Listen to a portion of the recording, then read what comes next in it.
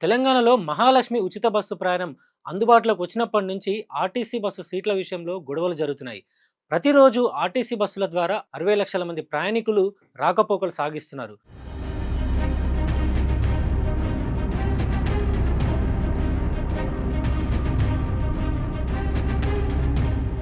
మహాలక్ష్మి ఉచిత బస్సు ప్రయాణ సదుపాయం తర్వాత ఆర్టీసీ బస్సులలో మహిళలు ఎక్కువ సంఖ్యలో ప్రయాణిస్తున్నారు.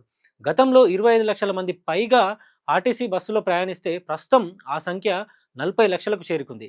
ఇక బస్సులలో మహిళా ప్రయాణికులు ఎక్కువైన తర్వాత సీట్ల విషయంలో గొడవలు అవుతున్నాయి. మహిళా ప్రయాణికులు సీట్లు ఖాళీగా ఉన్న సందర్భంలో వెనకాల ఉన్న సీట్లలో వెళ్ళి కూర్చుంటున్నారు.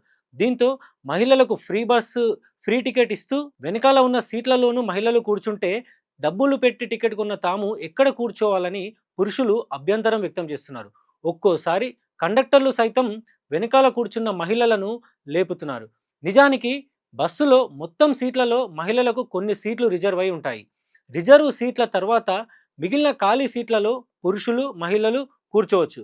కానీ రిజర్వ్ సీట్లు మహిళల కోసమని, మిగిలిన సీట్లు పురుషుల కోసమని భావించడంతో ప్రయాణికులకు మధ్య గొడవలు వస్తున్నాయి.